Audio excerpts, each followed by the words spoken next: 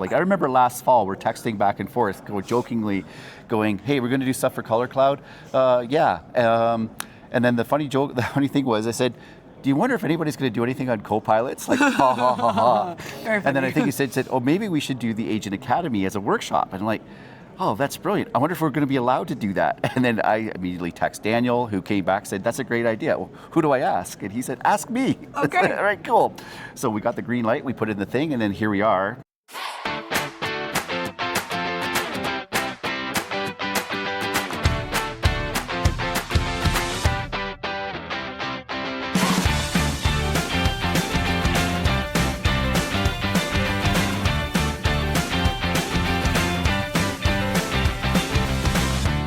Hello, everyone, and welcome to the Power Platform Boost podcast, your timely source of Power Platform news and updates with your hosts, Nick Dolman and Ulrikke Ackerbeck.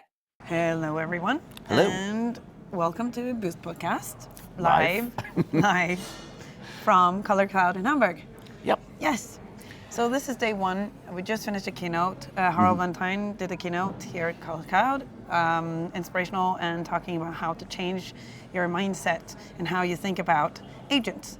And he only said agent 7 times in 45 minutes. So well done, Harald. We had a bet. I lost. I was way over 20 was my bet. So that's good.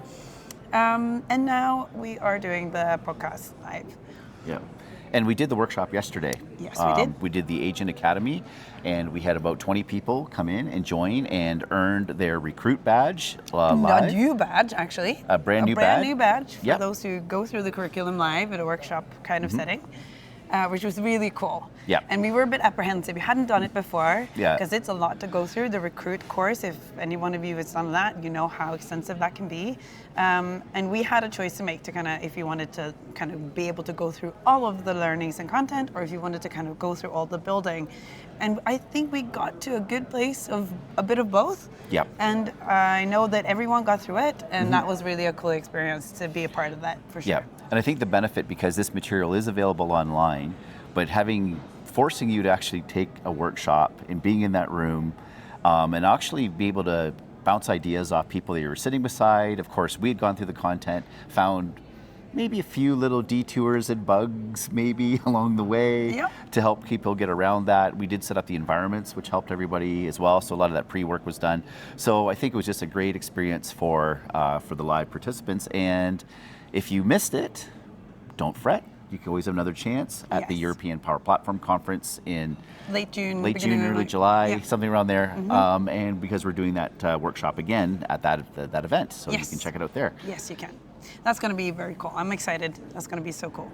And we're here today in the mentoring purple violet room. Sponsored by the Mentoring Hub. We see Sharon over there. Yay. We're waving. So we have a few people. Mats is standing by the door. Paulina as well. Bjørn just passed by. We have Jonas Rapp in the audience. You know, just a few random friends. That's all cool. But unfortunately, I don't think they can hear us as well as maybe the people online. But, it's all good.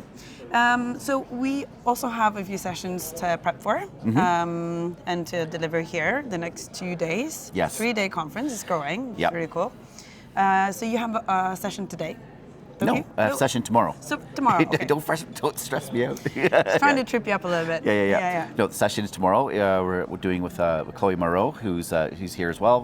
Not here in the room. She's somewhere here. But we're doing a session on multilingual Power Pages. Wow. So if you've that exist? It does, and it's and all the little caveats and the things to watch out for, and of course looking to the future as well of as we move to more agentic created Power Pages, which we'll talk a little bit more on some of the news and updates, how multi-language affects that. So Very interesting. Yeah, and you're doing a session on ALM. Yes, I am. I'm doing my pipeline session as well, which is going to be a demo on how to do Power Platform pipelines right, because it's hard to get it right, but once you know what to do, it's actually pretty simple. Yeah. So I'm going to give you some tricks and tips that I learned in the trenches, so you don't have to make the same mistakes I made. Yes. Yes, that's tomorrow.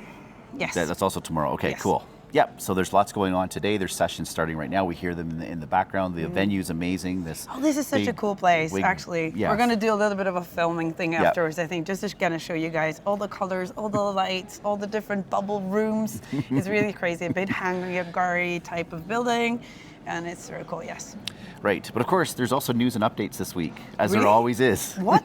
Wow. Yeah. Right, so let's kick it off with Power Apps news and updates, because what I saw this week was a video from Reza Dorrani. We've talked about his videos, it's amazing, and how he was building Canvas apps with an agent.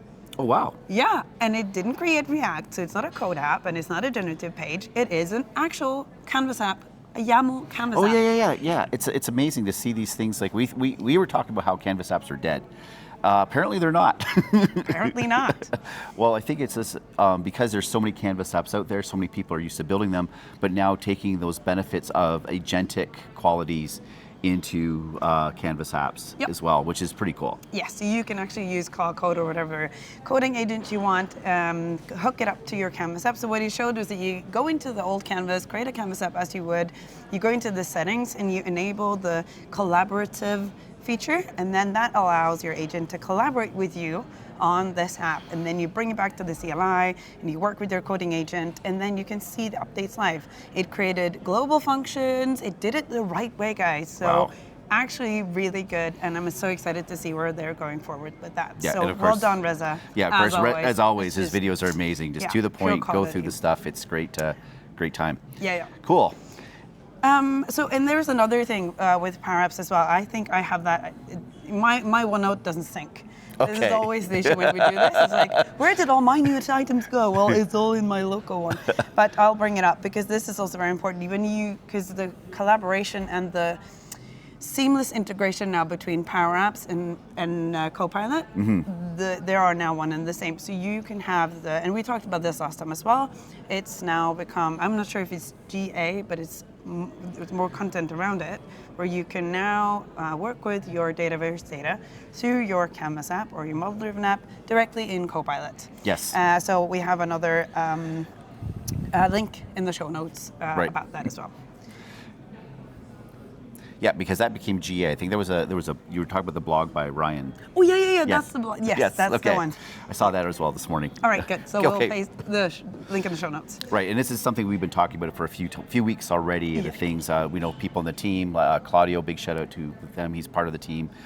Mitty as well, and a few others.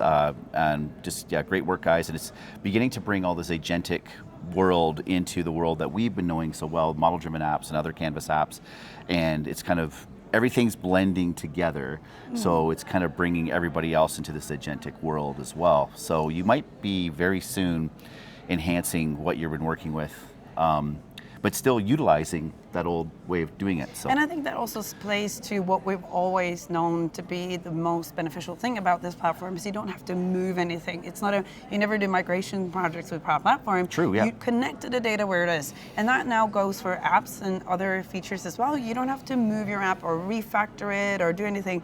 You can actually just bring that capability into where you're already working. So you're working Microsoft 365 or Teams or Copilot as your workspace. Then you just bring the capabilities you need into that. Right. And that really makes sense to me. It's, Or on the flip side, work within Microsoft 365 Copilot, which I think a lot of people are beginning to do, but they can, instead of flipping over, switching screens or contexts to your model-driven app or your other apps in Dataverse, you can bring those features are now surfacing within Microsoft 365 Copilot as well. Yep. So it's just, it's amazing when we now, we used to have a model-driven app and that was the only way, and it's expanded over the last few years. Now there's different ways to interact with that, and it just kind of aligns to the way that you want to work and how you work efficiently. And of course, then you can start factoring all these other things like the co-works and the skills and all this other things. And it's a lot of information, but if we begin to piece these puzzles together, then we can actually become very efficient and get to that, what Harold said this morning about the 10 times 10x. Yes, absolutely. And there was some news on Power Pages as well. We saw a very interesting post from Ashish Choudhary, who's a principal engineering manager.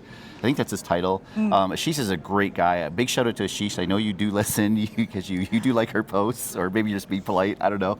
But really smart guy, does a lot of amazing things within the Power Pages team. And he wrote a really interesting blog article about DOTA, which is, it's a game. Acronym, what was that again? Let me open up the... Yeah. It was a game that he played where it's a lot of, if you play video games, this was a Defense of the Ancients. And he described, it's not a game that I've played or was familiar with, although I do have played a lot of video games in the past, but it's like one of these resource games where you're collecting resources, and he described it as having a bit of a steep learning curve, and to get once you're good at that game, but how it kind of helped you learn as you went through the game. Right. So he compared this to Power Pages. Of course, he works with Power Pages every day, designing, kind of building it, and talks about using the new plugins from either GitHub Copilot or Claude Code to build Power Pages. And we've talked about this technology, but he took it from a sense of learning, because he hears from the customers, and we've heard this too, to learn Power Pages has a very steep learning curve. And back when I started, it was like, okay, where do I even start with all of this, and how does it piece together? And that's kind of how I started blogging and ended up here in a way. Same. So, but what he described it as, and of course, if you're working with these tools, what I love about Claude, especially when it's thinking and it gives you the plan and it goes through the steps. Yeah. So using that plugin very much, say, I want to build a website that does this, because you begin with the end in the mind, one of the 7 habits. And then it started breaking out what it's going to do. And it starts out with the UI, the data model, the permissions, the accessibility. But as it's going through, it's justifying these design decisions. Of course, it's bringing you, when I worked with this, it brought you into the loop as well to get your input, because you kind of need those skills. But then through that whole process, you're kind of learning why it's doing things, getting new insights. So very much like Ashish is saying in this blog article, by playing the game, The Defense of the Ancients, and developing a Power Pages site, you're learning as you're going, and then based on this new information, it's just going to help your next designs get so much better as you iterate through this whole process. So it really goes to show how AI is a powerful tool, but really needs that human to kind of interact with it and collaboratively make amazing things. So Ashish, this is a great article. Of course, we'll put the link in the show notes for the rest of you to check it out. And also the idea of having the skills with the agents as well, right? So you work with Power Pages and you have it learned, because I think that's the most unmentioned but also most powerful thing about these agents. They can create skills and they can learn. So you can go in and critique it, and you can have it kind of iterate over its own work, and then also rectify and change and learn. So you kind of prompt the agent to learn itself, and then bring that in and create a skill from it that you can share with the community, open source it. Because I think that's kind of the collaboration of the Fusion team going forward, is when we share these skills and open source them, right? Yeah. So this is really cool. And it's funny, I think I talked about that last time too. It's like, we used to share code, and then we got to sharing prompts, and now we're sharing skills files, and you see these skills for a lot of different things. Yep. So a quick other mentions for Power Pages is this week that crossed our path is the ability to now clone Power Pages with the Pack CLI. Yeah. So there's a new node in the Pack CLI for Power Pages, which is really cool, which you can now utilize. And this is something I think we've been wanting for years, right? Yeah, to be able to create yes, you clone could download it, but to create a copy of that Power Pages site. Yeah. And there's a lot of different things you can do with that, of course, for development and things of that sort. This is I think it was a link to us, pointed out to us by Nikita Polikov. Of course, Nikita, good friend of the podcast, good friend of ours as well. So yeah, if you're building Power Pages and in Visual Studio Code, like very much I am these days, definitely check out those new Pack CLI commands. Yes, and also I saw Valentin Gasenko, which we also had talked about on the podcast a lot. He discovered what we talked about when we did the release wave episode, right? Yes. Because we saw the unification of the authentication for Power Pages, the last release wave and this release wave, and it never really came through. So we had a bit of a discussion last time about will it ever happen, maybe not, but then now we've seen traces of it in the UI actually, so then it is coming. So thank you, Valentin, for alerting us to this new setting. So it's on the Power Pages, kind of the admin level that you'll see this. It has enhanced authorization and its default set to no. but probably in the future you'll be able to go into the admin settings to set this to yes. Right, and what it's really all about is that merging of your traditional Dataverse users and security roles and Power Pages users and web roles and things like that, getting some synchronization there. Yeah. So the system user and the contact will be unified at some point to allow you to kind of have so then you will not have the modified by system user anymore. You'll actually have the contact or the name of the user that actually made the change. And then and then auditing as well is just going to be so much more enhanced with this. Absolutely. Right, and there is a post for Dynamics in here. Yeah. Which is always interesting because that does live on as well. Absolutely. CRM, and we saw a few people coming in from the CRM side yesterday. That was so fun to see. Yep. So in the audience, we went through because we had 20 attendees. We had time to go through and ask everyone where they're from, what kind of context they're in, and we had everyone from Power BI to CRM to admin to potatoes to developers. We had them all in there. A few and Business Central people as well. The ERP side. Absolutely love it. That's so much fun. Right, so this Dynamics 365 post was from Andreas Adner. We've had him featured on the podcast before as well. And the custom Copilot agent in Power Apps with an MCP app UI, which is kind of the same thing we talked about before, I think. Also becoming GA, the fact that you can now have your Copilot with, so this is kind of a matrix mind bend because you can have a Canvas app in agent, so Copilot panel in a model-driven app. So it's kind of gone full circle at that point. But it's the agent itself is that discussion panel is built right directly in your app. So it's almost again, is it slowly taking over? Are we going to have these are going to be our new interfaces? Maybe, and also because the UI for agents is fairly new still, and I think it's kind of jumped over the fact that the make it yourself part is now just fully agentic, which you would expect, right? So this is now the agent can use the MCP app to serve UI components in the agent. It's like on a need-to-know basis or just-in-time UI, which I really think is so interesting. I really like to see that. So great post, Andreas, and keep it coming. All right. So we have a few posts here from the CAT team. So from we put these links in, and it's almost like, oh yeah, we forgot about this. So from Deb to Prod, auto install and pinning for Copilot Studio Agent. So this is talking to the ALM capabilities of Copilot Studio Agent in Teams and how you can now customize the manifest. And we had a question about this yesterday as well. What do you do when you have a Copilot agent and you have an ALM story? Can you use environment variables? How can you change the name or the behavior or the links in your agents from one environment to another? So this is a story of the manifest and how you can actually use that to transition or to have different values for different things in your agent across different environments. Because when you're working and developing or testing and you only see that little space, and how do you know which agent that is, for instance, or what environment you're in?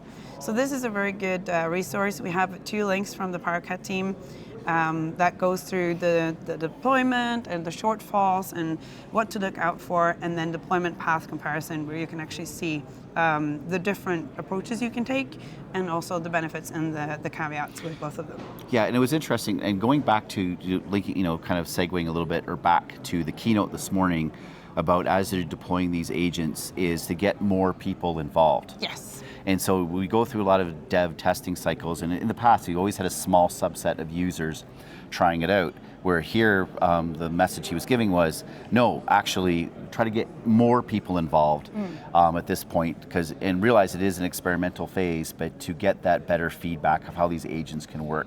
So that was kind of an interesting point, kind of a little bit of a, in that way you can kind of begin to get more and more people using it, more people excited, get that enthusiasm building, and get that feedback so you get those agents right. Yeah, that's so crucial. And testing, and testing, and testing, yes. And testing, right? We cannot say that enough times. That's crucial, and especially with agents.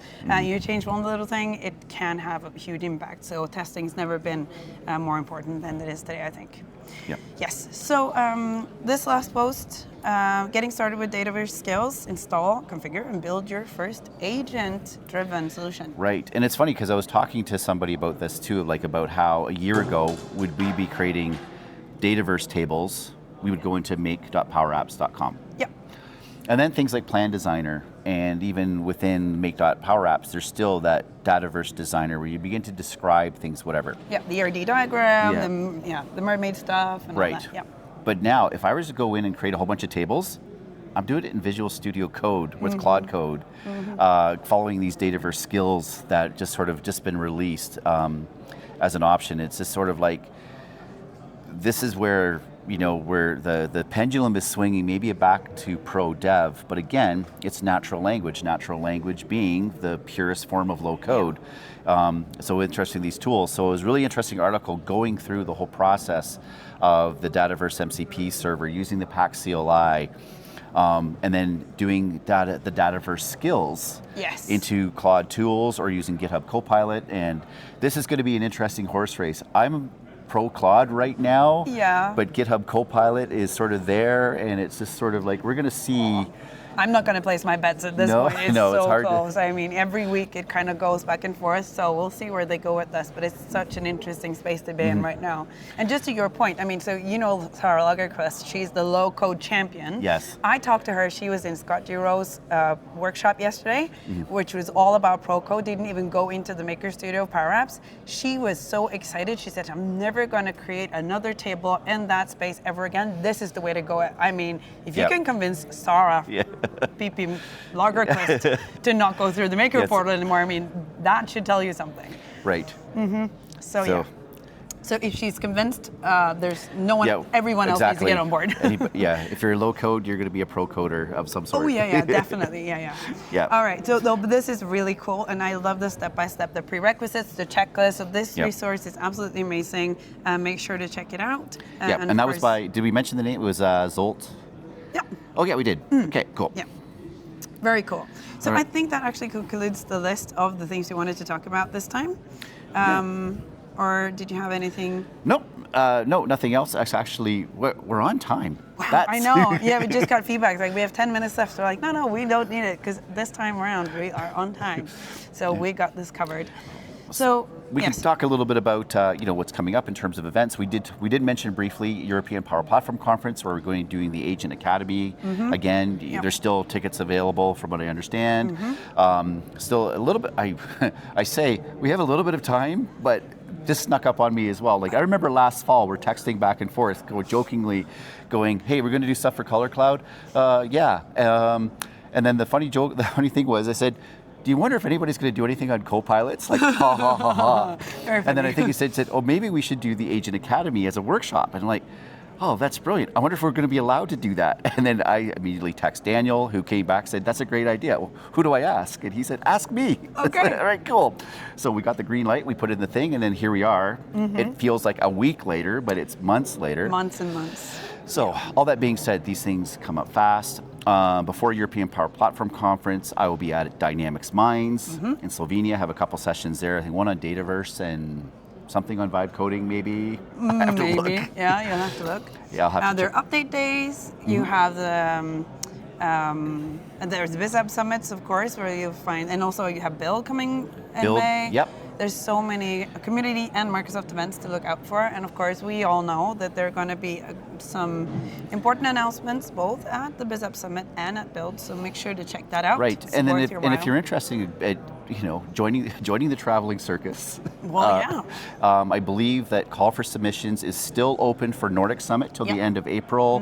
For Scottish Summit, I believe they're still open. Yeah, and you can also join the mentoring program for Nordic Summit. So go to the Nordic Summit website or search for Nordic Summit 2026 and mentoring, because we have a few mentors on the list still available. So if you need to, maybe this guy could be your mentor and you could collaborate, maybe be on stage together, who knows? So it's a good way to kind of get into this, like you said, traveling circus. Yep, and and don't be shy. All of you probably have very interesting stories from the trenches, things that you're learning. And yes, even if you don't see, you do, like we said before, even if you see similar content, you have your own perspective on it, you have your own experiences, and sometimes that's very much appreciated, bringing that into the world. Definitely. So yeah, and don't be afraid with the mentoring thing at the Nordic Summit, which I thought was amazing, because I worked last year with Manju Gajar, and we had a great time. She put a lot of that presentation together. I think I was just up on stage for eye candy by the end of it, and that's why you're here. That's why I'm here as well. Exactly. Sure. All right. So that's coming up, and then of course there's things in the fall coming up, and we still have a day or two here at Color Cloud. Oh yes, I'm so excited. So our brains are going to be oozing out of knowledge and things we're learning, and check Instagram and LinkedIn. It's going to be all over the place. You're going to be spammed, but yeah, it's all very good. So cool. And I'll see you guys around. See ya. Bye bye. Thank you for listening. If you like this episode, please make sure you share it with your friends and colleagues in the community. And be sure to leave a rating or a review on your favorite streaming service. That makes it easier for others to find us. Follow us on social platforms and make sure you don't miss a single episode. Thank you for listening to the Power Platform Boost podcast with your host, Ulrikke Akkerbeck and Nick Dolman. See you next time for your timely boost of Power Platform news and updates.